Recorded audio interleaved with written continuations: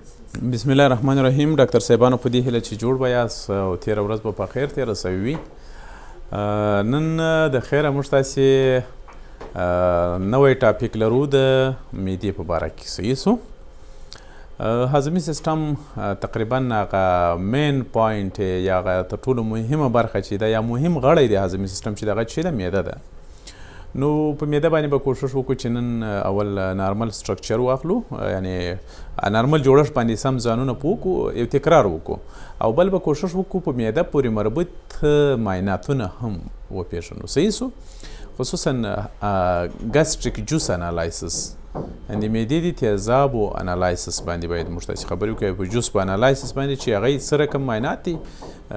مګزیمم اسید اوټپوټ ده او مثلا بیسیک اسید اوټپوټ او ځینې نور مثلا ګاسټرین معاینات ده چې نور دي دغه باندې به د خیر خبرې کوو چې هغه څه رقم معاینات دي او څنګه ترسره کیږي، هغه بیسیک پروسیجرونه به یې زده کړو. صحیح سو ډاکټر صاحبانو اول سټمک ته راځو، نارمل سټرکچر ته. سټمک یا هم معده دا په اصل کې څه دی ډاکټر صاحبانو؟ یوه داسې خلا ده چې بې شمېره غدوات لري، یا په بل عبارت یوه د غدواتو څخه جوړه یوه خلا ده. صحیح چې دا عموما په کاهل انسان کې تر 1.5 لیټر پورې، بعضې وخت حتی ځینې کسان شته چې تر 2 لیټره پورې ممکن مګزیمم کپیسټي ولري د غذایي موادو د څه شي ډاکټر صاحبانو؟ د ذخیرې او د هغوی د هضم لپاره په قراره سره. یعنی کله چې موږ تاسې غذایي مواد خورو هغه ټول ځي و چېرته ډاکټر صاحبانو؟ معدې ته، او په قرار یې هضم په کوم ځای کې شروع کیږي؟ په معده کې شروع کیږي. قرار له هغوی څخه قایم جوړیږي. یعنی کله چې د معدې غذایي موادو سره د معدې تیزاب یو ځای سي هغوی ته څه وایي؟ قایم. او دغه قایم بیا په قراره ډیوډینم ته داخلیږي او له هغوی څخه بیا هغه مفیده مواد په ډیوډینم کې جذبیږي. په معده کې ډېر لږ اکثره شیان نه جذبیږي، خو که جذبیږي هم ډېر په ګوتو په شمېر شیان دي. هغه به زه تاسې ته درښایم چې ممکن د هغوی جذب په معده کې هم صورت ونیسي. نور اکثره جذب نه بلکې هضم پکې صورت نیسي. صحیح سو په هر صورت ډاکټر صاحبانو نارمل سټرکچر ته د معدې راځم. معده اساسا ډاکټر صاحبانو له هغه څخه جوړه سوې دی ډاکټر صاحبانو ماته چې د غدواتو څخه جوړه یوه خلا ده. د موقعیت له نظره معده زموږ تاسې په اپیګاسټریم ساحه کې قرار لري. په کومه ساحه کې؟ اپیګاسټریم ساحه. که چېرته ډاکټر صاحبانو موږ تاسې یو انسان راواخو، فرض کړئ دغه هغه کو دا کوم خلاوې دي ډاکټر صاحبانو؟ توراکو ابډامن، دا ډیافرام ده، دا خو پرېږدئ چې سږي دي پورته. ابډامنل دغه چې دا دلته موږ پوهېږو په دا مابین کې امبلیکس ده یا نه ده نه؟ دا موږ تقریبا په 2 ډولونو باندې تقسیموو. یو داسې ده چې په 4 اناټومیکل ریجنونو کې ویشو چې هغه بالکل یو دانه ډاکټر صاحبانو هارزنټل او یو ورټیکل لاین بالکل په دا نمو باندې رسمیږي چې دې ته څه شی وایي ډاکټر صاحبانو؟ اپر رایټ کوادرانټ، لاور رایټ کوادرانټ، اپر لیفټ کوادرانټ، لاور لیفټ کوادرانټ. یو دغه ډیویژن دی ډاکټر صاحبانو. یو بل ډیویژن هم موږ تاسې لرو ډاکټر صاحبانو چې هغو باندې بیا په 9 اناټومیکل ریجنونو کې ویشو. هغه داسې وي چې ډاکټر صاحبانو موږ تاسې پوهېږو چې دلته یو دانه ډاکټر صاحبانو انټیریر سوپیریر ایلیاک سپاین ده او دلته بل دانه ده، او بل موږ پوهېږو چې دلته یو کلیویکل ده، دې خواته بل کلیویکل دی. نه ما یو څه سره دور نه کړل، فرض کړئ همدغسې فرض کړئ دغه میډ کلیویکولر لاین راځي مستقیما په انټیریر سوپیریر ایلیاک سپاین باندې وصل کوي. مثلا دا فرضي خطونه دي، دا چا په نس کې رسم نه وي، دا موږ تاسې پرې رسموو. ټیک سو دا یو.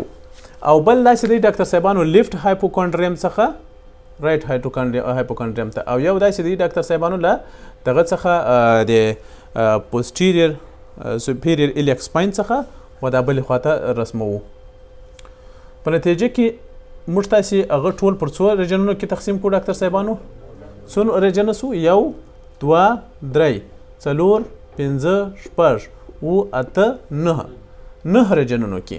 دې ته څه وایي ډاکټر صاحبانو؟ رایټ اپر کوادرانټ. صحیح سو؟ او دې ته څه وایي؟ لیفټ اپر کوادرانټ. دې ته څه وایي ډاکټر صاحبانو؟ لیفټ الیک فوسا.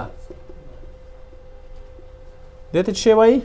رائټ الیک فوسا. دې ته څه وایي ډاکټر صاحبانو؟ لیفټ لمبر ریجن. او دې ته څه وایي؟ رائټ لمبر ریجن. او دې ته څه وایي ډاکټر صاحبانو؟ امبلیکل ریجن. صحیح سو؟ امبلیکل ریجن. او دې ته څه وایي ډاکټر؟ دې ته څه وایي ډاکټر صاحبانو؟ اپی ګاسټریم. دې ته څه وایي؟ هایپوګاسټریم. دغه باید د هر ډاکټر داسې فینګر ټپس زده وي، داسې نه ده چې ولا باید اډمي کې مو ویلی نو اوس راچیر ده. دا که در سیر سو ډاکټر نه خلاص. ځکه هر ورځ درته ابډامینل انسپیکشن کوي، فزیکل ایگزامینیشن کوي، او هر ورځ ته امکان لري یو ماس، یو لیژن، یو ستونزه په یوه برخه کې، یو درد، یو ټینډرنیس پیدا کړي. او طبعا کلینیکل نوټ ورته لیکي چې په کومه ساحه کې ده. نه مثلا په هره ساحه کې مثلا اپنډیکس په کوم ځای کې وي یوزولي ډاکټر صاحبانو؟ رائټ الیک فوسا. آفرین. رائټ الیک فوسا دا به ورته لیکي چې ټینډرنیس یا پین اټ رائټ الیک فوسا، خصوصا په لیټ سپیس کې په اول کې نه. یا مثلا رائټ لمبر ریجن، دلته مثلا یو شی احساسوي. لیفټ امبلیکل ریجن کې، هایپوګاسټریم کې، او یا هم په لیفټ مثلا خصوصا موږ پیږ د کولمو اکثر وخت د سیګماید او د ریکټم دردونه بیا دلته احساسیږي. نه د کولمو د پښتورګو او د یوریتر هغه بیا په دغه دواړو بغلونو کې ان کیس اف فیمل دی دلته دواړه نفرونو دردونه هم دلته ستا ډاکټر صاحبانو. په هایپوکاندریم کې ان کیس اف فیمل یوټرس او ویجینل او همدارنګه په نارینه‌و کې پروسټاټ او مثلا بلیډر دا دردونه شان دلته احساسیږي. نه دلته سپلین ده ډاکټر صاحبانو، دلته لیور ده. اپیګاسټریم ته زما خبره اصلي متوجه ده. نو معده چیرته پرته ده ډاکټر صاحبانو؟ په اپیګاسټریم ریجن کې پرته ده د اناټومي له نظره. داسې چې د معدې پورته خواته موږ تاسې پوهېږو ډیافرام او پوسټیریر بخښښ دی سوپیریر انټیریر، بیا لیور دی ډاکټر صاحبانو، او همدارنګه مثلا د لاندې خواته او کښته خواته پنکریاس ده. انټیریرلی انټیریور انپیریرلی بیا موږ تاسې پوهېږو چې څه تېر شوی؟ ټرانسورس کولن تېر شوی ده. انپیریرلی موږ تاسې پوهېږو دلته څه ده؟ هیډ اف پنکریاس ده او ډیوډینم ده. او همدارنګه رائټ سایډ ته جی بي یوه برخه ده، او همدارنګه لیور ده اکثره برخه یې نیول ده. لیفټ سایډ ته موږ تاسې پوهېږو چې پنکریاس او اپیپلاک پورامین او دغه بلا بتر یو لیسر اومنټم او دغه شیان شته. نه خو په هر صورت هغه د شاوخوا جوړښتونه دي، هغه عموما د جراګانو دپاره ډېر مهم دي، خو موږ تاسې هم باید څه نه څه معلومات وي په دې باره کې. صحیح د نور ډاکټر صاحبانو د جوړښت له نظره چې موږ تاسې معده وڅېړو په اپیګاسټریم ناحیه کې وجود لري. او ما درته چې دا یو هالو ارګن ده. هالو ارګن دا معنا چې مابین یې خالي ده، یو کیویټي ده. معده ډاکټر صاحبانو چې یوزولي شروع د معدې له یو ریجن څخه ده چې هغوی ته موږ څه وایي؟ کارډیک ریجن. ټیک سو؟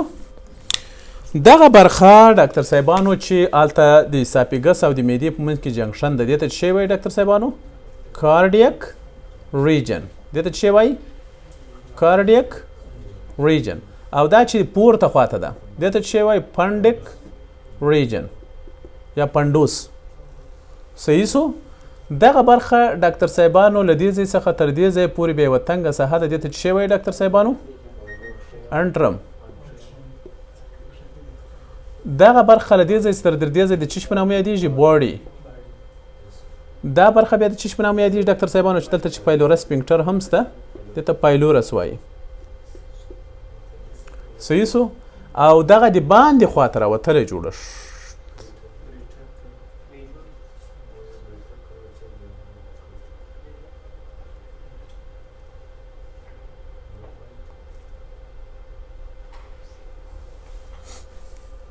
دلته د مې یوه غلطي پکې وینم. تاسې یې نه وینئ؟ تاسې یې نه وینئ؟ پېښوریانو خبره ده. ښه هغه داسې ده چې دغه لیسر کرویچر خو باید دې خواته وي که نه؟ سرچپه ده. ټیک سو؟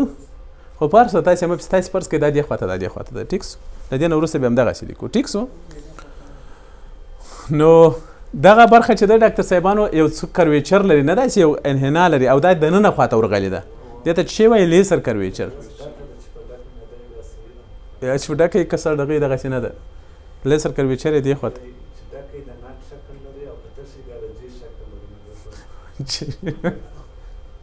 ښه.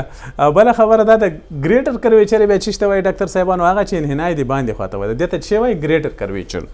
دا ګریټر کرویچر یې خپل وار سره اهمیت لري او لیسر کرویچر یې په خپل وار سره اهمیت لري ډاکټر صاحبانو. صحیح سو.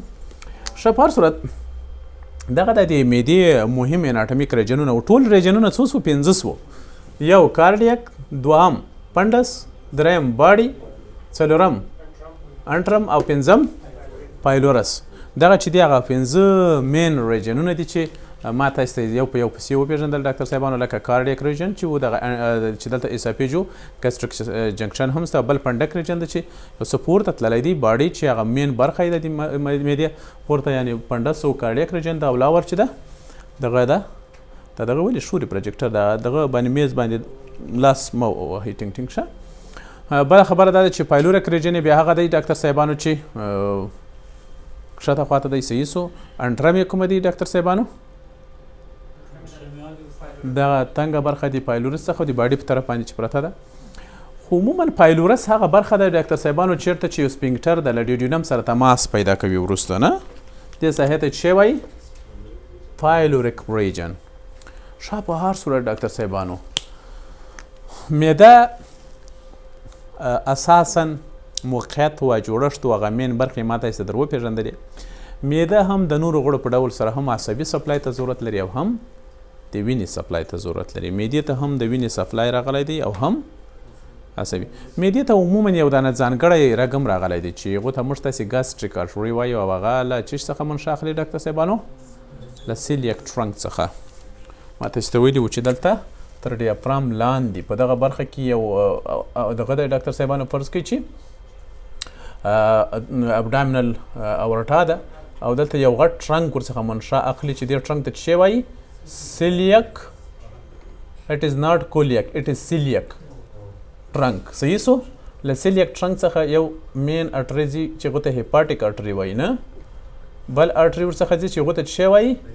ګاسټریک اټري ګاسټریک اټري او بل چې د پنکریاټیک اټري او بل شی ورڅخه ځي ډاکټر صاحبانو دا سپلین ته راځي چې هغو ته سپلینیک اټري ورته وایي. یو نو دلته خو یوه دانه مستقیما دغه ګاسټریک اټري ورته راغله نه. بل شی سي ډاکټر صاحبانو بل خپله د ډاکټر صاحبانو د سپلینیک اټري څخه هم یو منشا راځي ورته مستقیم. د پنکریاټیک اټري څخه هم ځینې کوچني کوچني رګونه راغلي دي او د هیپاټیک اټري څخه هم ځینې برخو ته ممکن نازک رګونه راغلي وي. موږ تاسې به یې وروسته ووایو. صحیح سو ډاکټر صاحبانو. هیپاټیک او سپلینیک اټري څخه مین برانچونه ورته راغلي دي او تر مختلفو جوړښتونو راتېرېږي او د معدې مختلفو برخو ته وینه ورکوي. داسې چې معده وروسته د هیستالوژي له نظره زه تاسې ته وایم طبقات عموما دغه اټریانې چې راځي ډاکټر صاحبانو غټ رګ راغلی وي او په کوچني کوچني رګونو کې تقسیمیږي او مختلفو برخو ته یې وینه ورکوي. وینه چې ورڅخه ټولیږي د یو مین ورید په واسطه ورڅخه ټولیږي چې هغوی ته څه وایي ډاکټر صاحبانو؟ ګاسټریک وینز. او دا ګاسټریک وینز ډېر واړه سره یو ځای کېږي، غټ ورید ورڅخه جوړېږي او هغه بیا چیش ته یو ځای کېږي؟ پورټل وین ته وینه ورڅخه ټولیږي. معدې ته همدارنګه مختلف لمفاوي رګونه هم راغلي دي چې هغه بیا څه کوي ډاکټر صاحبانو؟ لمفاوي رګونه ورته راغلي که ورڅخه تللي څوک ویلی شي؟ دغه به راته وایي، ته صبر وکړه ډاکټر صاحب، اخترګل به راته وایي لمفاوي رګونه باید ورته راغلي که ورڅخه تللي؟ آفرین ورڅخه تللي. وریدونه باید ورته راغلي که ورڅخه تللي؟ تیر تللي دي. او رګونه ورته راغلي دي او عصبي تارونه ورته راغلي که ورڅخه تللي دي؟ ورته راغلي دي. سنسري مسته پکې تللي هم دي. ښه په هر صورت او کوچني کوچني لمفاټکس بالاخره سره یو ځای کېږي، غټ غټ لمفاټکس جوړوي. هغه بیا چیش ته ورځي ډاکټر صاحبانو؟ میزنر لیمف نوډونو ته او د میزنر لیمف نوډونو څخه وروسته بالاخره ځي و چیش ته ډاکټر صاحبانو؟ توراسیک ډکټ ته ورګډېږي او بالاخره لمف هم په همدې ترتیب سره ورڅخه ډرین کېږي او ورڅخه وړل کېږي. دغه ډاکټر صاحبانو د بلډ سپلای یو ډېر ښایسته پکچر ده. ما تاسو ته ویلي و چې مین آرټري چې دې ته راغلی دی هغه د ګاسټریک آرټري ده، بل ما ته د هیپاټیک آرټري هم یو برانچ ورته راغلی دی معدې ته، او سپلینیک آرټري هم یو برانچ راغلی درته معلومیږي. دا عموما د جراحي صاحبانو دپاره ډېر مهم ده چې هغوی کله جراحي کوي څه کوي؟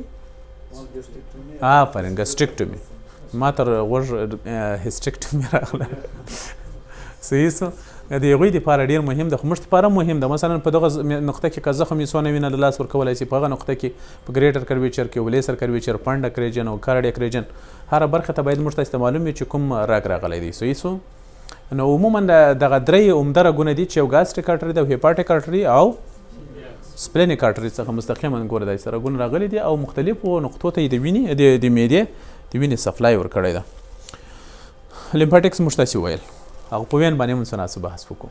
اوس به نو راسو د موږ تاسې خپل مسلک ته هیستالوجي مبارکې ته نه. هیستالوجي یو مین کمپوزیشن دی وشي موږ تاسې ته بیانوي نه. د معدې هیستالوجي ډېره اسانه ده ځکه چې موږ تاسې له سره په مرۍ کې لا وویل چې ټول هضمي کانال له 4 طبقو څخه جوړ ده. د باندې له خوا څخه چې د ننه خوا ته موږ تاسې ځو ډاکټر صاحبانو ټول هضمي کانال له 4 طبقو څخه جوړ ده، 4 طبقو څخه جوړ ده. هغه پرېږدئ راسئ معدې ته ډاکټر صاحبانو. معده د باندې له خوا چې موږ تاسې راځو د باندې له خوا داخل خوا ته اول به ډاکټر صاحبانو اوټر موسټ به کوم دغه وي سیروسا، او د دوهمه طبقه به یې څه یادېږي ډاکټر صاحبان؟ مسکولارس لایر موږ سره لیکلی سي. صحیح سو. او دریم ډاکټر صاحبانو سب میکوسا. آفرین. او څلورم میکوسا خپله. سیروسا عموما ډاکټر صاحبانو دا معده چې ده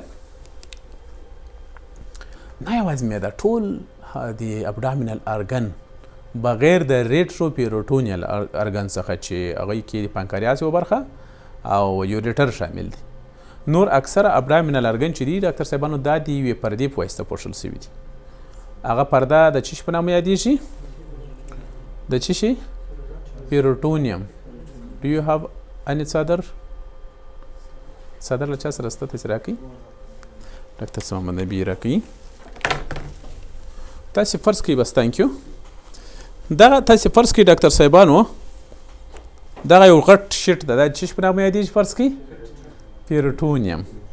او اجازه ده ور یې کړم. ښه. نو دا فرض کوئ چې ډاکټر صاحبانو پیروټونیم ده او نس کې اوار دی. ټیک سو. نو دلته ډاکټر صاحبانو مختلفو غړو څخه دا راتاو شوي ده. تر ځینې غړو پارشلي راتاو شوي ده او تر ځینې غړو ټوټل، خصوصا پیلویک ارګن چې د پارشلي او یا ریټروپیروټونیل ارګن د مخې خواته ممکن وي، د شا خواته یې بیا نه وي، تر دې شاته هم ځینې غړي شته.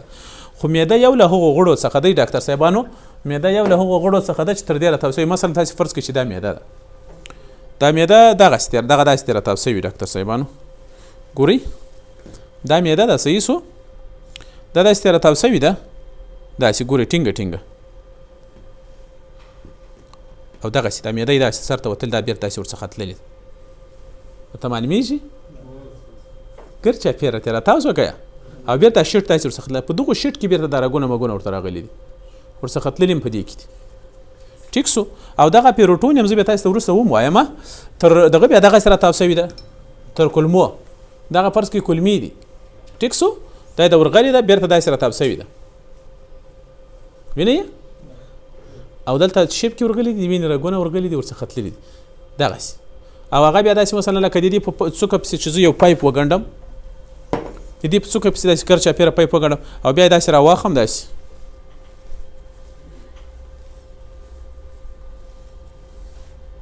ټیک سو. پایپ په څوکه پسې ګنډلی، دلته یې قرار میخ کړم.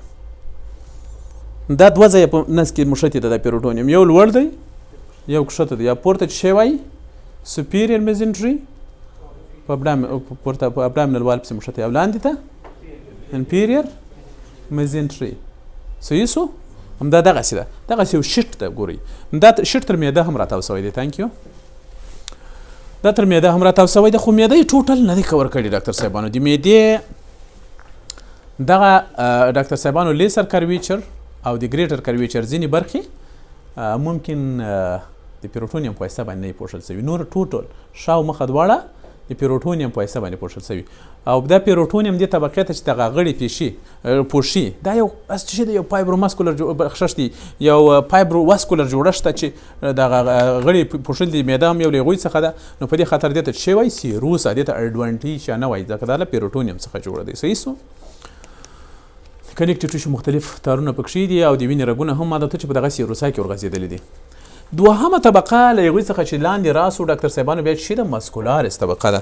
مسکولارس طبقه عموما ډاکټر صاحبانو د معدې په استثنا د نورو غړو، په استثنا د مرۍ او په استثنا د کولمو په معده کې څو طبقې عضلات دي؟ 3. داسې چې انر چې دی ډاکټر صاحبانو انر اوبلیک دی ډاکټر صاحبانو. میډل چې ده سرکولر ده او اوټر لانګیچوډینل. د باندې خواته بیا دغه دا 3 طبقې دي. یعنی دا معنا چې د داخل خواته په معده کې چې داسې ابلیک راغلي دا تارونه. ټیک سو. او په منځنۍ طبقه کې بیا څه رقم دي؟ ګرد چاپېره تېره تاو سوي دي. د باندې خواته بیا لانګیچوډینل. دا 3 طبقې جوړ شي. خو 3 سره طبقات چې دي سکلیټل مسل نه دي بلکې سموت مسل دي. په دغه په دې کې شک نشته چې په سیروسا کې مختلفو ځایونو کې د اعصابو تارونه ورته راتېر شوي دي. خو دغه د اعصابو تارونه لکه په مرۍ کې چې موږ تاسې ویل په 2 ځایونو کې میشورک جوړوي. داسې یو پلکسس جوړوي. تاسې هغه د رڼه پایپونه لیدلي دي د اوبو؟ هغه د تارونو یو نیټورک مو پکې لیدلی دی چې پکې راتاو دغسې پکې راتاوي. په معده کې هم دغسې دا 2 ځایه وي. یو په عضلاتي تارونو کې دننه یو میشورک جوړ کړی چې هغوی ته موږ ته څه شی وایي ډاکټر صاحبانو؟ میزنر فلکسس.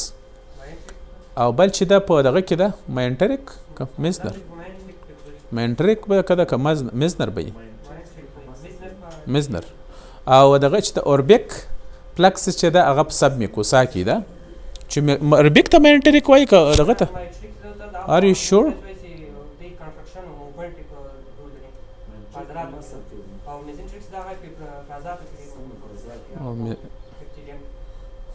اوکې میزنټریک یعنی اوربیک ته وایي چې میزنټریک وایي که نه اوربیک ته میزنټریک او دغه ته چې ده ماینټریک ورته وایي عضلاتو کې دننه.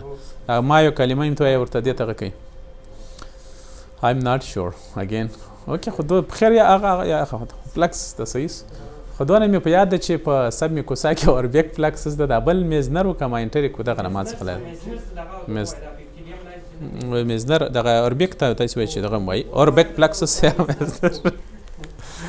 په هر صورت خو دغه د عضلاتو په مابین د عضلاتي تارونو پر مابینونو کې ډاکټر صاحبانو دلته عصبي نیټورک پروت دی. صحیح سو.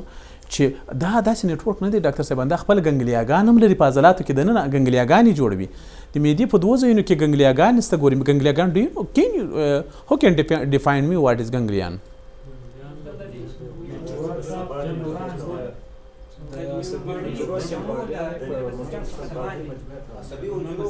اسمها بل خپل د عصبي حجراتو د تجمع په یوه ساحه کې چې د سنټرل نرvous سیسټم څخه بهر وي د باندې هغو کې هغو ته وایي نر فایبر وایي هغو ته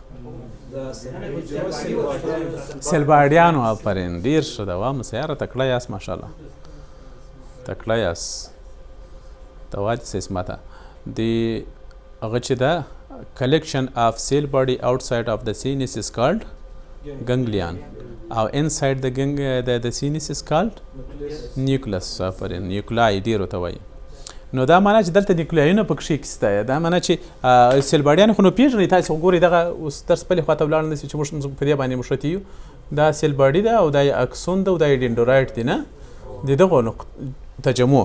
دا ډېر تجمع وکړي بالاخره د دې پر جدارونو کې خپله په عضلاتو کې دننه او په سب میکوسا کې هم خپل ګنګلیان لري ډاکټر صاحبانو. او دا ګنګلیان بیا چېش ته سپلای ورکوي خپله دا نیټورک دی دغه ته د فلکسس دی نرف ته یا د جال دی یا هم نیټورک دی دغه د عصبي تارونو ته. صحیح. هغه عصب چې ډاکټر صاحبانو هغه ته راغلی دی معدې ته یو جوړه عصب دی چې هغوی ته څه وایي ویګس نرف. صحیح سو. ویګس یعنی پاراسمپټیټیک سپلای چې د معدې په معده کې دوه دغه ستا نیټورک استه ډاکټر صاحبانو چې یو چې د سمپټیټیک او بل پاراسمپټیټیک سپلای چې شور کړی ډاکټر صاحبانو ویګس نرف داسې چې ویګس نرف راځي ډاکټر صاحبانو د معدې مختلفو ځایونو ته په مختلفو ځایونو کې مختلف دغه ورکوي مثلا داسې فرض کړئ چې دا معده ده ډاکټر صاحبانو ټیک سو دا معده ده او دلته راځي مثلا ویګس نرف فرض کړئ داسې راغلی او داسې قرار کوچني برانچونه ورسره راغلي دي دې ته سپلای ورکړی دی او خپله هغه چې دی ډاکټر صاحبانو سمپټیټیک سپلای چې ده هغه بیا چې شي توراسیک چین څخه راغلی دی توراسیک چین موږ تاسو پوهېږو چې خپله د ورټیبرل کالم انټیریرلی لیفټ رایټ سایډ ته یو چین دی دغه ده د ګنګلیانونو نه د هغه کوم ګنګلیان دي ډاکټر صاحبانو سمپټیټیک چې له چیش څخه منشا اخیست ډاکټر صاحبانو سپینل کارډ څخه مستقیم نو هغوی څخه عموما تارونه راغلي دي دلته او دغه کړ عموما له یوې څخه دلته هم راغلي دي او بل فکر کوم یوه برخه د هغوی د سیلیاک ګنګلیان څخه هم ورته خو پار سره موږ تاسې به دونه قوي نه پکې ځو خو دونه وایي چې سمپټیټیک دې ته اوټونامیک نرو راغلی سمپټیټیک او پاراسمپټیک توراسیک دغه څخه چین څخه راغلی دي او دغه سمپټیټیک چې دی هغه چې څخه راغلی دي پاراسمپټیټیک ویګس نرف ده یوازنی عصب ده چې تر غاړه راکښته کیږي البته جوړه نه پار سره ډاکټر صاحبانو دغه عضلات سموت مسل دي سموت مسل غیر ارادي دي مطلب دا ده چې دغه سموت مسل هم لکه د مرۍ غوندي په ځینې ځایونو کې دوی کولی شي چې د خپل ځان دپاره خپل تقلصات جوړ کړي البته د ځینې تنبیهاتو په صورت کې چې هغوی تنبیهات به تاسو ته معلوم به هم وي چې خپل پیزونه لري خو د هغوی په موجودیت کې دا یو قسم تقلصات کوي دا تقلصات موجي حرکت رامنځته کوي چې هغوی ته موږ څه شی وایو پاراسټالسیس او په دغو تقلصاتو کې غټ لاس د چیش دی ډاکټر صاحبانو دغه انټراماسکولر نرف نیټورک یا هم نرف پلکسس صحیح سو میکانیزم یې تاسو فزیولوژي کې ویلی دی نو نور ترتیریږو بل تر یغو د لاندې چې راتاسو ډاکټر صاحبانو تر دې د لاندې چې راسو تر میکوسا سیروسا مړ لري خو روان یو نه میکوسا د مثلا اوټر لانګیچودنل میډل سرکولر او انټرنل چې دی هغه دغه دی ابلیک دی ټیک سو تر دې د لاندې بیا چې ستا ډاکټر صاحبانو سب میکوسا کې بیا چې د هیڅ شی نور نشته فقط کنیکټیو ټیشو دی او کنیکټیو ټیشو کې دننه د وینې رګونه راغلي دي ډاکټر صاحبانو وریدونه پکښې ایښي دي او لیمفاټکس پکښې شته او بل شی شته پکې ډاکټر صاحبانو نرف پلکسس چې اوربیک پلکسس موږ تاسې ورته وایي هغه هم په سب میکوسا کې دي له سب میکوسا څخه چې داخل خواته موږ تاسې پسې ځو بالاخره موږ تاسې ته چې شي پلاس راځي ډاکټر صاحبانو میکوسا تر دې لاندې دوی دواړو په منځ کې یوه کوچنۍ طبقه بله هم شته چې هغو ته لیمنا پراپریا وایي نه Am I right?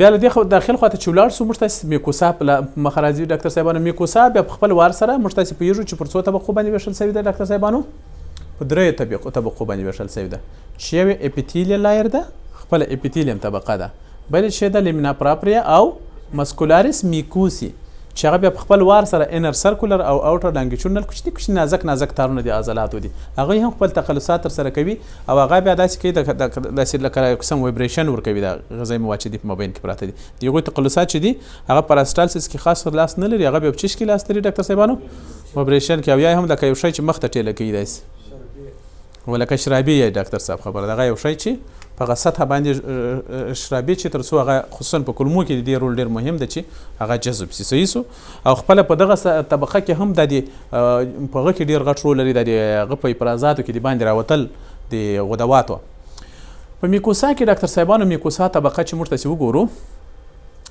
میکوسا عجیبه طبقه ده د معدې میکوسا چې ده دې ته به راسو دا نور به ایسته کو د معدې میکوسا چې د ډاکټر صاحبانو د بدن د هضمي سیستم د نورو میکوساګانو سره فرق لري داسې چې موږ تاسې فرض کې وګورو دغه معده ده ټیک سو د داخل د خوا څخه موږ پوهېږو دغه میکوسا ټوله معده یې ټوله پوښلې ده او دغه چې دي ډاکټر صاحبانو یو اپیتیلیل حجرات دي چې دغه حجرات ته موږ څه شی وایي سیمپل کولمنر ناټ سکوامس سیمپل کولمنر دا په ځینې ځایونو کې ډاکټر صاحبانو داسې ژور تللي دي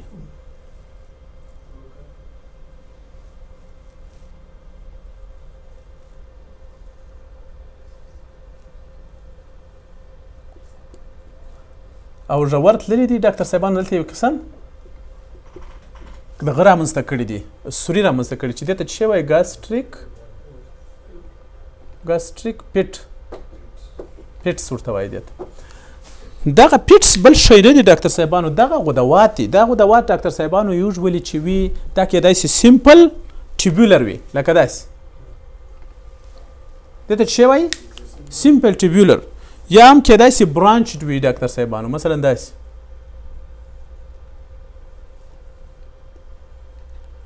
برانچ څه رقم ټیبولر چې دا ټول څه طرف کوي ډاکټر صاحبانو میوکس اکثره یا کېدای شي ډاکټر صاحبانو برانچ ټیبولو اسینر وي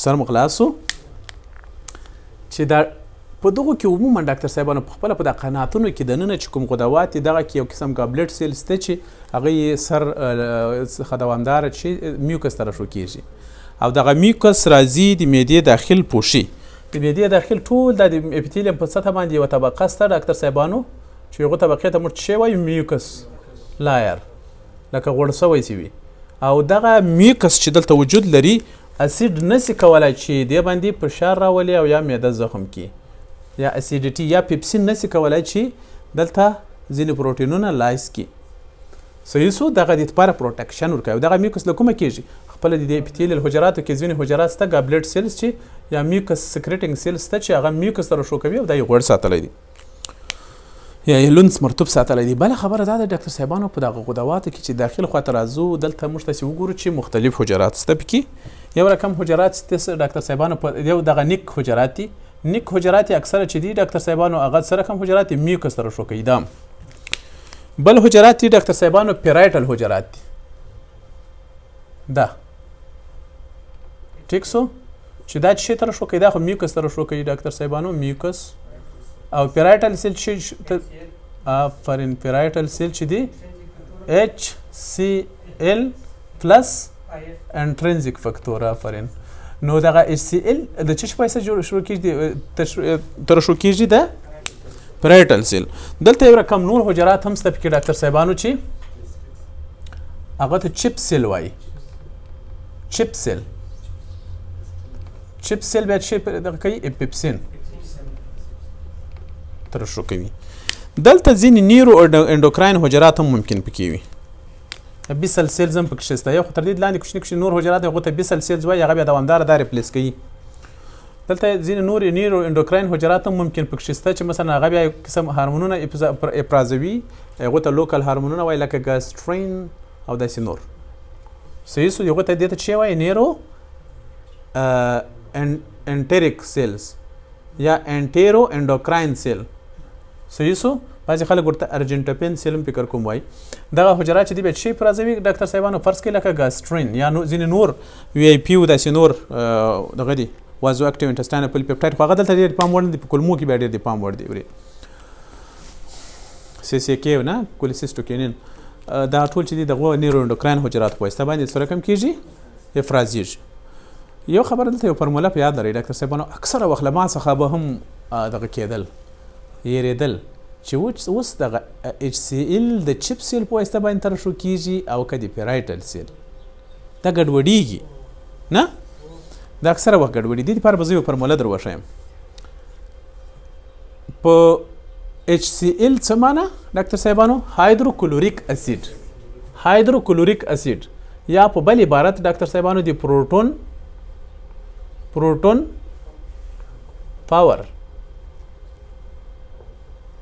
پروټون مین هایدروجن ښه نو پروټون په چیش کې ډیر دی ډاکټر صاحبانو خپل دغه تیزاب HCl پروټون ټیک سو نو پروټون په یاد لرئ پروټون په سر کې چې راځي پی او پیرایټل حجرات په سر کې چې راځي پی بیا نه در څخه ګډېږي دونه قدر صحیح پیرایټل مین پروټون بس صحیح HCl دلته راځي صحیح سو بیا نه در څخه ګډوډېږي او چپ سیل چې دی هغه شی هایدروکلوریک اسید نور میکانیزم یې نه درته وایم چې مثلا هایدروجن له کومې خوا راځي کلورین پمپ دلته له کومه کېږي بیا کلورین او هایدروجن څنګه سره یوځای کېږي او بالاخره هایدروکلوریک اسید یا هم د معدې تیزاب څنګه جوړې شي. یو شی په یاد لرئ د معدې ټولو افرازاتو ته ډاکټر صاحبانو ګاسټریک جوس وایي. ګاسټریک جوس چې په معده کې جوړیږي ډاکټر صاحبانو په دې کې مختلف الکترولایټونه پکې شته، په دې کې واټر شته، په دې کې انزایمونه شته، لکه مثلا پیپسین تر ټولو د پام وړ ده چې د چپ سیلز په واسطه باندې ازادي شي، او په دې کې انټرنزیک فکتورونه شته چې هغه خپله د پیرایټل سیل، او په دې کې ایچ سی ال شته چې هغه د پیرایټل سیلز په واسطه باندې ازادي شي. په مجموع کې دغه د معدې تیزابو ته موږ ته څه وایي؟ ګاسټریک جوس. ګاسټریک جوس افراز په خپل سر نه وي ډاکټر صاحبانو، دا 3 پیزه لري. د ګاسټریک سیل افراز 3 پیزه لري چې یو سیفالیک پیز ده چې کله موږ تاسې غذایي موادو په باره کې سوچ وهو او یا هم خورو او مستقیما چې خولې ته مو واچول کانډیشنر نن کانډیشنر وي نه، هغه مستقیما هلته چې ناړې ورسره اضافه کېږي، هلته مستقیما د معدې یعنې هلته هوال ورکړس کېږي چې یو شی د روان د امادګي میلمانه د روان د امادګي ورته ونیسي، افرازات زیاتېږي. بل ګاسټریک پیز د کله چې غذایي مواد راسي مستقیما دلته فزیکي ډول سره دلته یو شی ورباندې پراته وي، صحیح سو هغه یې تنبیه کوي. او بل انټسټاینل پیز د کله چې غذایي مواد کولمو ته قایم ورڅخه جوړ سو، یعنی د غیر د معدې تیزاب چې کله له دغه سره یو ځای کېږي ډاکټر صاحبانو غذایي مواد سره له دې څخه یو شی ګوري ناړې چې ورسره یو ځای کېږي غذایي مواد ته بیا غذایي مواد نه سي ولی بیا څه ورته وایه؟ بولس. او که چېرته چې له بولس سره بیا بالاخره چې یو ځای سي ډاکټر صاحبانو تیزاب بیا ورته قایم وایي، دغه قایم کولمو ته ځي او کولمو ته د قایم موجودیت رسېدل بالکل په انټسټاینل پیز سره بیا بالاخره بیا هم د معدې تیزاب ترشح زیاتوي. یو بل خبره دا ده ډاکټر صاحبانو چې تقریبا په 1 روز کې تر 1.5 لیټر پورې د معدې تیزاب زموږ تاسې ترشح کېږي. د معدې تیزابو پی ایچ ډېر لوړ دی، تقریبا کښته دی، تقریبا د دې پی ایچ 1.5 ده، یعنی دومره تیز که چېرته یو څاڅکی په چپلکه باندې موږ تاسې واچوو سار ته به بلې خواته تېروتلی. بل په دې کې خطرناک انزایمونه هم شته لکه پیپسین چې هر قسم پروټین په مخه ورځي هضم کوي.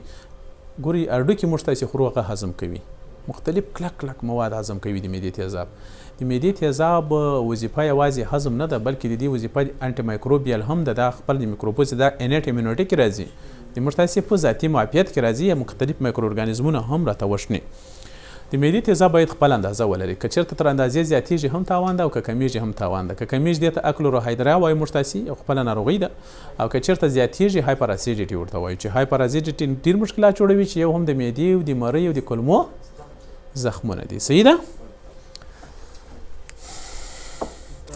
دغه د معدې میکوسا چې دی ډاکټر صاحبانو د داخل خواته چې لاړ سو موږ تاسې دا د میکوسا داسې نه ده چې هرواره پرته ده لکه دغه دیوال، دا داخل خواته داسې یو قسم راوتلې غر غوندې پرته ده، پوله غوندې پرته ده چې د هرې پولې ته موږ تاسې روږې وایو، او هم د پولو په سرو او هم په داخل په ژورو ځایونو کې په د هر ځای کې دوامداره ګاسټریک پیټس ده، یعنې معدې غدوات شته چې خپل افرازات سطحي خواته راځي. تا عزت جانه څه ویل وایي چشتي؟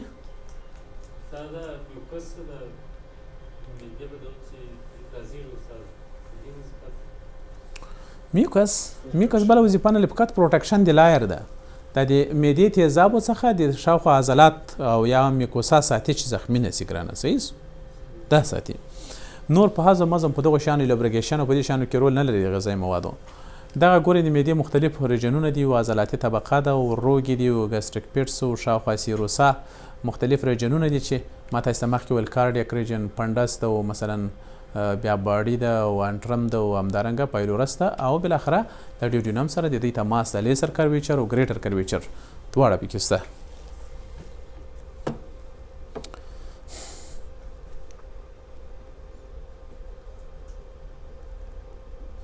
د دغه میکوسا ته بیرته راځم ډاکټر صاحبانو، لکه ما ته چې په دې کې لیمینا پراپریا دی ډاکټر صاحبانو، چې په لیمینا پراپریا کې په خاص توګه سره وایي لیمفوسایټونه او دي همدارنګه پلازما سیلز او مکروفاجونه ډېر زیات شته او دې څخه د لاندې بیا مسکولارس میکوس طبقه ده او سوپرفیشل طبقه یا د سطحي طبقه چې ده هغه څه دی ډاکټر صاحبانو، په دې کې موږ پېژنو اپیتیلیم ده او په دې اپیتیلیم کې ما تاسې ته مخکې وویل چې میوکس سکریټینګ حجرات په کوم ځای کې دي، کرپس دا ډاکټر صاحبانو د ګاسټریک پیټس یا دغه ته نه ده د معدې غدواتو ته دغه ژور ځایونه دې ته کرپټس هم وایي، ګاسټریک کرپټس یا پیټس. او دلته ما درته چې په دې کې مختلف حجرات وجود لري، مثلا کارډیک او رښتیا یوه بلې خبرې ته متوجه اوسېږئ. دا د معدې خو 15 ریجنونه ما درته ویل په دا 15 ریجنونو کې خپله دغه اپیتیلیم په ټوله کې یو شانته نه وي دا مختلف وي آفرین ځینې یو شی افرازوي ځینې بل شی افرازوي لکه مثلا په کارډیک میکوسا کې چې موږ تاسې ورته وګورو ډاکټر صاحبانو هلته پکې اکثره وخت د کارډیک میکوسا برخه چې وي یو جنکشن ده پورته خواته موږ پوهېږو د معدې د هغې هلته څه دی ډاکټر صاحبانو د معدې او د کولمو بخشش د مرۍ په منځ کې پورته سټریټیفاید سکویمس اپیتیلیم ده او لاندې کولمنر سمپل کولمنر او دوی په منځ کې یو جنکشن ده یو ترانزیشنل لاین ده چې هغوی ته موږ تاسې ماته ټول زی لاین وایي پرون مې درته ویلی او عموما ډاکټر صاحبانو په دغه برخه کې چې کومه میکوسا ده وایي دغه لاندې خواته میکوسا ته موږ تاسې اوکسنټک میکوسا وایو اوکسنټک میکوسا څه معنا ډاکټر صاحبانو اسید په مقابل کې مقاومه میکوسا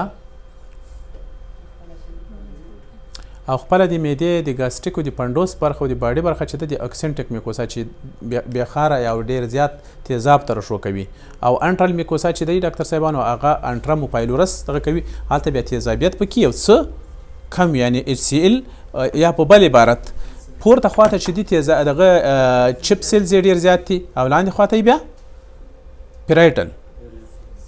پیرایټل حجرات نو یا سوري پورته پیرایټل او لاندې چپ سیل صحیح سو لاندې چپ سیلز چې دي ډاکټر صاحبانو د معدې پورتنۍ خوا کې چې تیزاب ډېر زیات ترشح کېږي او لاندې برخو کې بیا ډاکټر صاحبانو پیپسین ډېر زیات ترشح کېږي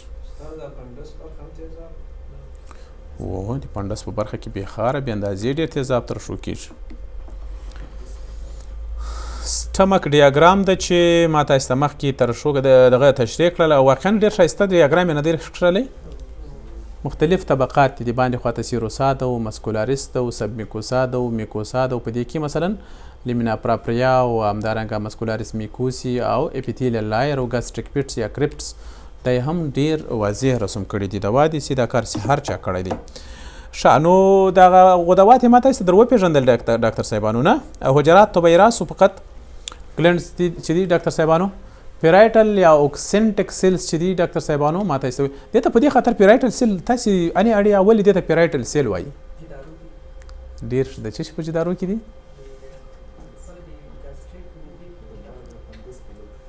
د معدې په جدارو کې دي یاره بیخي دې ښه خبره کړې وه خو بېرته په بله خوا ورسره روان سوې د څه شي په جدارو کې دي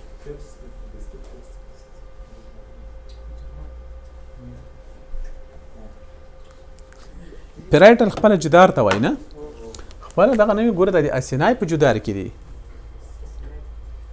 صحیح سو د دې په دا جدار کې دی پیرایټل برخه په دې خاطر پیرایټل سیل ورته وایي او ما تاسو ته په دې باره کې مخکې معلومات درکړل چې اسمت وویل چې دا وایي څه ترشح کوي ډاکټر صاحبانو پیرایټل ما ته چې پروټون مه یاروئ HCl او انټرنزیک فکتورونه ترشح کوي صحیح سو او بل چې دي چپ سیلز چې دي ډاکټر صاحبانو یوزول دا په بیس برخه کې وي اکثره وخت او دا څه ترشح کوي ډاکټر صاحبانو پیپسین یو قوي پروټولایټک انزایم دی چې پروټین لایس کوي میوکس سیکریټینګ سیل یا نیک سیل چې دی هغه په دې برخه کې دی هغه میوکس ترشح کوي انډوکراین سیل یا هم بعضې وخت موږ تاسې دې ته څه وایو کولچسکي سیل یا هم انټیروکروماپین سیلز دا چې دی په دغه برخه کې وي او مختلف لوکل هارمونونه ترشح کوي دا هم واقعا ډېر خوندور ډیاګرام تاسو ته معلومیږي دا ګورئ یو ګاسټریک پیټ ده او بالاخره په دې ځای کې مثلا مختلف حجرات موږ تاسې ګورئ دلته پیرایټل حجرات ته معلومیږي اکسنټیک حجرات دا د حجراتو شکل هم ګورئ تاسو ته معلومیږي سایتوپلازم یې څنګه ده هستایت څنګه ده وګوره د دغه حجرات چې دي د اکسنټیک سیل یا پیرایټل سیل دا په څوکو کې ده چې ژور کوچني کانالیکولې تللي درته معلومیږي دا نور بیا دغسې نه دي زایموجینیک یا چپ سیلز چې دي ډاکټر صاحبانو دي بیا په کوچني ژور ځایونه شته خو نور یې مابین کې اکثره شی شته ګرینولونو څخه ډک دي او د دې هسته چې دا په منځنۍ برخه کې ده تقریبا په بیس ته نږدې وي خو دا په بیس برخه کې ده او په دې کې دغه ژور کرپټس نسته درته معلومیږي دا هر حجرات یو د بل سره د هیستالوژي له نظره ډېر فرق لري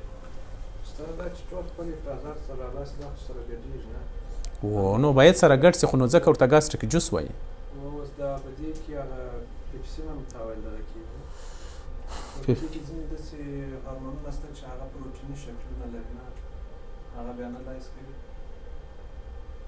څونه ښه خبره دې وکړه ډاکټر صاحب یو ډېره ښه پوښتنه وکړه دی وایي چې دغه حجرات اوس پیپسین خپله د پیپسین په د حجره کې دننه چې مثلا دلته پیپسین پکښې شته صحیح سو په دا چپ سیل کې دننه دا ګوره دا زایموجینیک رینول دي دا ټول چی څخه ډک دي پیپسین خپله د حجره ولې نه لایس کوي آفرین اناکټیو دي دې حالت ته څه وایي پیپسینوجن دا د پیپسینوجن په ډول سره وي ډاکټر صاحب او دا پیپسین ته څه اړوي های اسیډیک محیط کله چې مابین ته ورسیږي هلته تیزابیت ډېر سي او دا اوړي و پیپسینوجن څخه اوړي و چې شته پیپسین ته نو په دې خاطر دلته کار نه کوي واقعا هم ډېر ښه میکانیزم ته دې ور فکر سو دا پیپسین چې وي ډاکټر صاحبانو اول کې پیپسین په شکل سره نه وي بلکې پر سره کم شکل سره وي پیپسینوجنیک شکل سره وي او کله چې تیزابي محیط ته ورځي هغه پر څه باندې اوړي په پیپسین باندې اوړي دوام وسه نور داسې خاص خبرې نشته ډاکټر صاحبانو کمپوزیشن یې ما درته وویل او اسیډیټي مې درته وویل او دا مې درته وویل چې مثلا دا په څه وخت کې زیات سي په څه وخت کې کم سي څه مشکلات رامنځته کوي خو یوه خبره په یاد لرئ دا د معدې تیزاب د دې سره چې دا خپل پیزونه لري ګیسټریک پیز ده مثلا یا سیپالیک پیز ده او ګیسټریک پیز او انټسټاینل پیز ده ځینې داسې مواد هم ورته لرو چې هغوی په زرق یا په ترزیک سره موږ تاسې کولی سو چې د معدې تیزاب تر ښو زیاته کړو چې مثلا تر ټولو ښه مثال چې دی ډاکټر صاحبانو هیسټامین ده هیسټامین مستقیما ډاکټر صاحبانو چپ سیل تنبیه کوي بخشش دی پیرایټل سیل تنبیه کوي خو چپ سیل نه تنبیه کوي کله چې موږ تاسې وغواړو په چا کې تیزابیت ډېر کړو نو موږ کولی سو چې شی ورته ورکړو هیسټامین په هیسټامین سره به د دوی د معدې تیزاب ډېر سي خو لیکن پیپسین به پکې ډېر نه سي صحیح سو پیپسین پکې نه ډېرېږي ځینې داسې غذایي مواد هم شته چې هغه د معدې تیزاب مستقیما تنبیه کوي او زیاتوي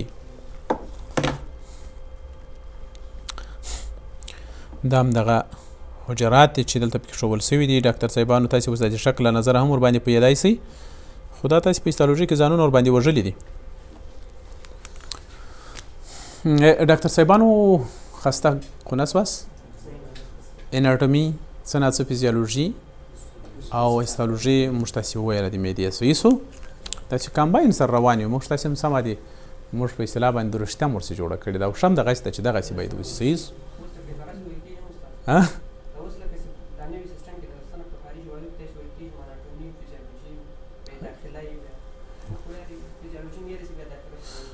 ریجنل ده یا هغه کې دغه نه ده ټول نور دغسې نه نور دغسې بالکل لکه دا موږ تاسې دي اناټومي دغسې ده اناټومي د موږ تاسې چې ده له هغوی سره فرق لري اوس ام بي بي اس سیسټم ما دواړه ویلي دي ام بي بي اس سیسټم کې او دغه چې ده د ام ډي دواړه 15 کاله دي ډاکټر صاحبانو په ځینې مضمونونه په ځینې سیمسټرونو کې شته په ځینو کې نشته یو فرق یې دا هم ده چې هلته ریجنل ویل کېږي ریجنل دا معنی چې مثلا اناټومي دې شروع کړه د لاس له پوسته څخه یې شروع کوي دغسې مخ ته پسې ځي مسل وایي او بالاخره پسې ځي اسکلیټل ته یا له اسکلیټل څخه یې شروع کوي داسې د باندې خواته راځي هغه ختموي بیا راځي مثلا دغه برخه ته او بیا دې خواته ریجنل یا نسته چې راغله مستقیما نه بیا هر څه ختموي ریجنل او موږ تاسې خو یو وارې اجایټي سیسټم پکې وایو تیر سو هاي د اسمات خبر د بل وار چې تنفس سیسټم راسي هغه مو پکې د یاد وتلی یا مثلا په مختلف په ابډامن کې اوس مثلا یورینری سیستم بیا ځان ته د پکې پروت نه اناټومي ځان ته بیا پکې وایي پلانکای شي ځان ته نو ښه خبره ده د اناټومي رښتیا هم اناټومي باید ریجنل وي اناټومي ریجنل د جراګانو سره ډیره مرسته کوي ځکه چې په یاد پاتې کیږي بیا نور چیرې او یا هم تکرار عموما کوم دغه سیستمیک ویل تکرار اتمن په ریجنل کوي تکرار بیا په ریجنل باندې اوس د بی ډي چوراسیا نه ده یو دانه دغه ده درې والیمونو کې ده ان دي اناټومي دغه ریجنل ده ډیره خوندوره ده بی ډي چوراسیا ښه په هر صورت ګاسټریک انالایسس ډاکټر صاحبانو ګاسټریک انالایسس څه معنی د معدې د جوس تجزیه کېدل موږ تاسې خو طبابت په دونه شرمولی چې یو وخت کې به سړی شرمیږي چې ځان چاته ډاکټر معرفي کوي تاسې پوهېږئ یو سړی مې ولیدو په نس کې په مرمۍ لګېدلی بل د اچ پایلوري معاینات ورته کړي نو مرمۍ ګوره اچ پایلوري ګوره په یا مثلا هغه د لور جای بلیډینګ درلودل د اچ پایلوري ورته کړی سیز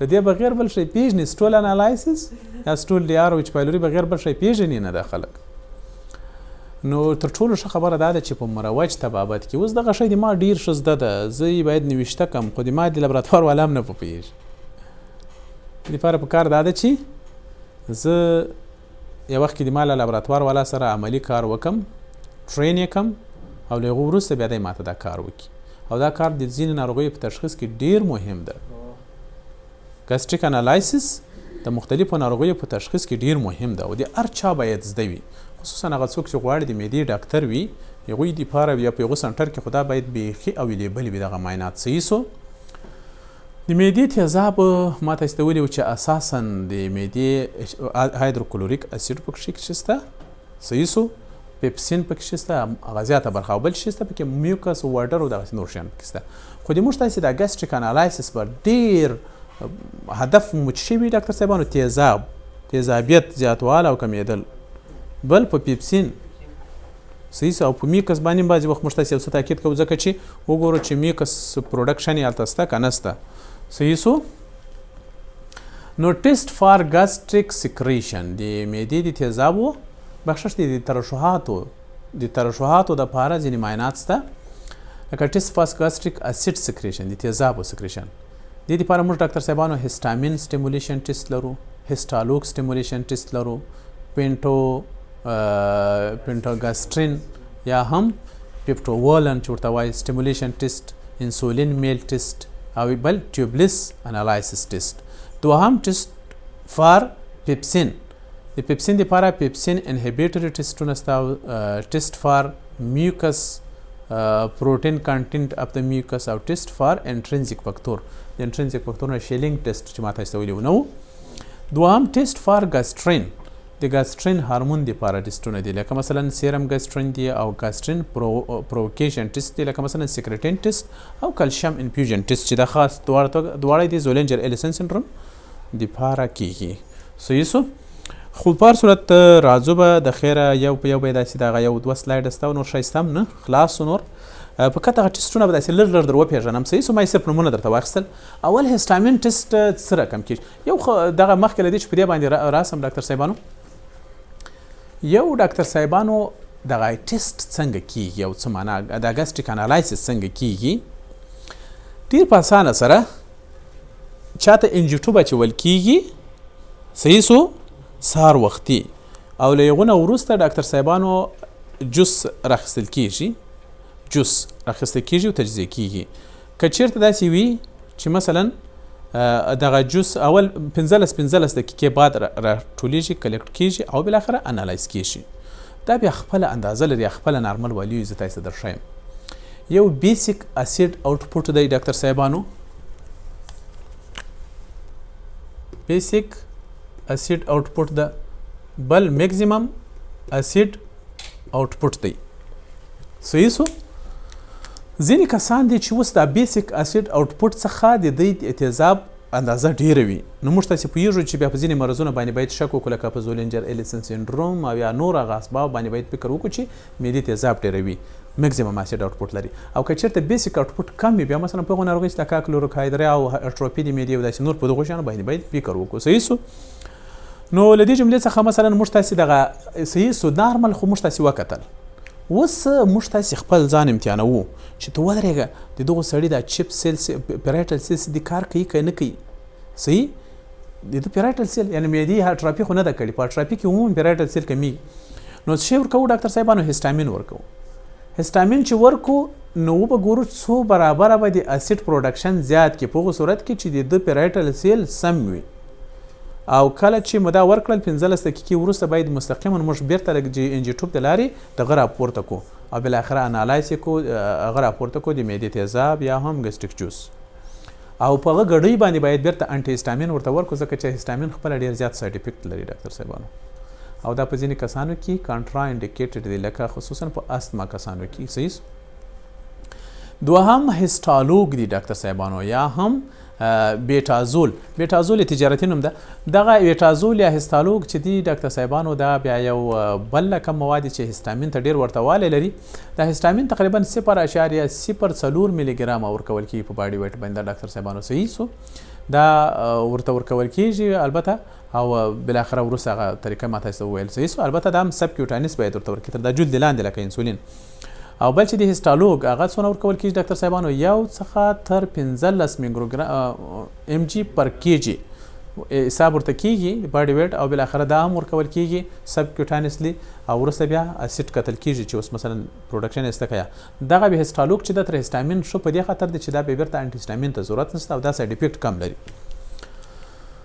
دریم چې دی ډاکټر صاحبانو انټاګاسټرین یا هم پینټوولین ټیسټ دی ډاکټر صاحبانو. دا ټیسټ هم بالکل د معدې د تیزابو ترشح لپاره کیږي ډاکټر صاحبانو چې 6 مایکروګرام پر کیجی باندې ورکول کیږي ډاکټر صاحبانو او بل اخره له هغه څخه وروسته اسید کلیکټ کیږي چې څونه زیات کړی دي. انسولین میل ټیسټ دی ډاکټر صاحبانو. انسولین میل ټیسټ هم د اسید د سکریشن لپاره کیږي ډاکټر صاحبانو. دا بیا داسې کیږي چې تقریبا تر 15 یونټه دغه انسولین ای وی ورکول کیږي دغه کسانو ته او هغه چې رامنځته کوي هایپوګلیسیمیا او موږ پوهیږو چې هایپوګلیسیمیا مستقیما د تیزابو سکریشن زیاتوي او په دغه وخت کې به بل اخره موږ څه کوو ډاکټر صاحبانو تیزاب یې کلیکټ کوو او یا هم هغه بیا ګورو. دغه کار باید چا دپاره کېږي دا بیا په خاص توګه سره جراګان کوي خصوصا ځینې ناروغیانې سته لکه زولینجر الیسن سنډروم چې هغوی ته څه کوي دی ویګټومي کوي دا ویګس نر ورباندې قطع کوي هره ټوټه یې ځانته بیا ګوري چې یو ټوټه موټه یې راڅپاته سوي نه یا هم مکمل موږ وکولی سو چې ویګس سټیمولیشن ورباندې قطع کړو که یا نو څه ورته کوي ډاکټر صاحبانو دا انسولین میل ټیسټ ورته کوي. انسولین میل ټیسټ ځکه چې که چېرته ټوټل ویګټومي سوي وله بالکل به د تیزابو انسولین به ورکړي هایپوګلیسیمیا به رامنځته سي لیکن پروډکشن د ایچ سی ایل به کم وي هغه به نه سي زیات او که چېرته یې ټوټل نه وه کړي نو دا معنا چې دی یو برانچ ورڅخه پاته سوی سر مو خلاص و د دې دپاره کېږي.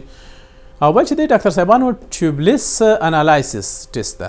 ټیوبلیس انالایسس ټیسټ بیا د چا دپاره کېږي اکلوروهایدریا دپاره. ځینې وخت په انسانانو شک کوي چې دا ممکن د معدې تیزاب نه لري لکه اټروپي د معدې او داسې نور ناروغیانې شته د هغوی ته بیا ټیوبلیس انالایسس کېږي. یو قسم رنګه مواد دي ډاکټر صاحبانو چې هغوی ته موږ ته څه وایو ډیاګنیکس بلو.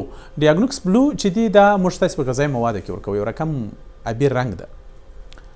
که چېرته د معدې تیزاب و دا لایس کېږي او بالاخره به موږ ته دا جذبیږي او په ادرار کې ترشح کېږي.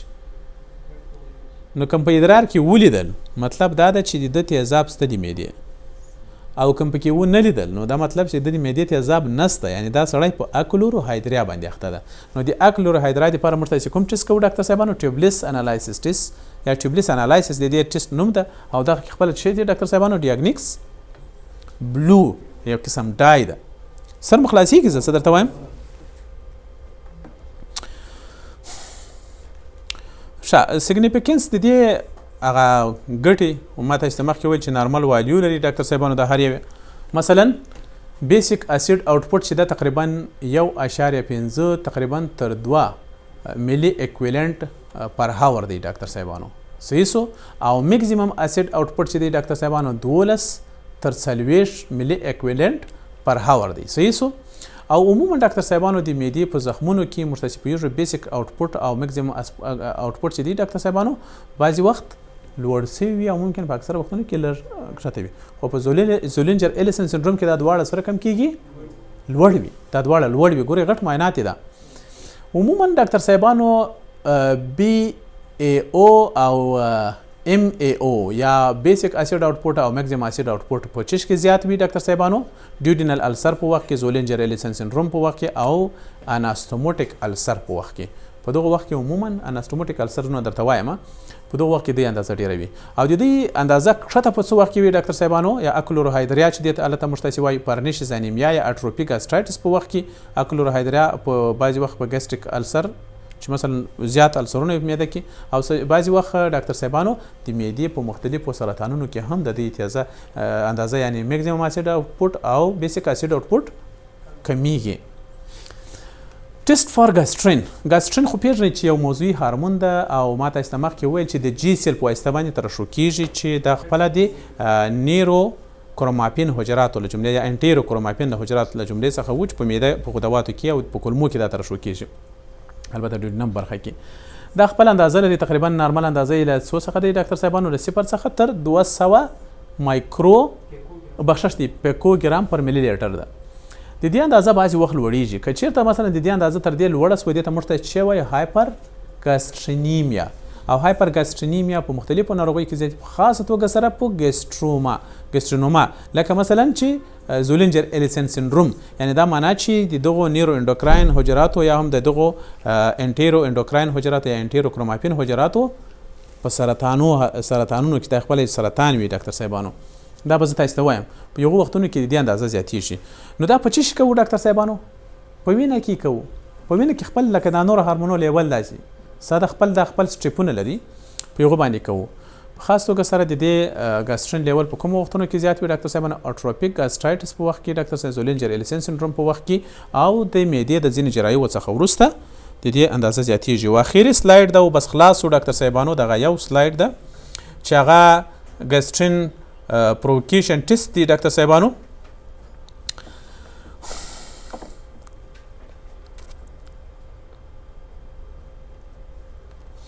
دلته دوه ټیسټونه دي ډاکټر صاحبان د زولینجر الیسن سندروم وروسته درته وایم زولینجر الیسن سندروم یو حالت ته یا په بل عبارت یو سرطاني حالت ته چې زموږ تاسې په کولمو کې انټیرو کروماپین جی سیل زیاتېږي او هغه زیات ګاسټرین اضافوي زیات ګاسټرین مستقیما چپس دغه پیرایټل سیل تنبیه کوي او د معدې تیزاب به تر خپل اندازې څو چنده زیات یا په بل عبارت بیسیک اسید اوټپوټ او مګزیم اسید اوټپوټ تر خپل نارمل رینج څو چنده زیاتېږي په دغه وخت طبعا به د معدې دوامداره زخمونه د معدې شنا او دغه شیان پکښې په دې کې او عموما ډبل دوز په آی څخه بغیر دوامدار دی به هغه خوري دا څنګه پرېږدي بیا ته بالاخره دا وي نو د دغو دپاره چې دا اوس سړی رښتیا په زولینجر الیسن سندروم اخته ده که نه ده دې دپاره موږ تاسې دوه ټیسټونه لرو ډاکټر صاحبانو چې دې ته پیش ته موږ ته شوی ګیسټرین پرووکیشن ټیسټس لکه مثلا سیکریټین ټیسټ ده او بل کلشیم انفیوژن ټیسټ ده سیکریټین خپله یو قسم مواد دي ډاکټر صاحبانو چې تقریبا یو یونټ پر کیجي موږ تاسې ورکوو انسانانو ته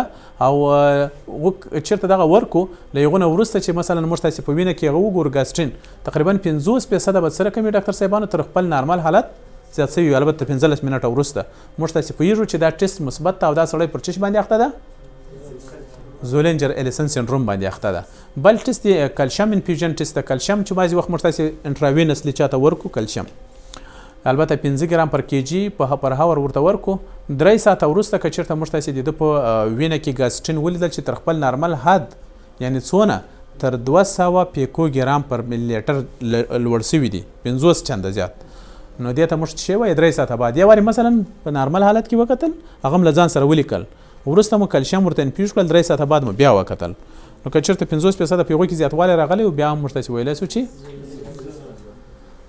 دا زولینجر الیسن سندروم مثلا دا کلشیم سندوز هم په دې کې کار کوي چې انفیوژنونه په بازار کې سترې کلشیم نه دا دواړه د ګیسټرین پرووکیشن ټیسټ په نامه باندې یادېږي انشاءالله راتلونکی لومړی درس به زموږ تاسې وي کانجینیټل انوملي یا د معدې ناروغۍ به شروع کوو او د نن دپاره همدومره بس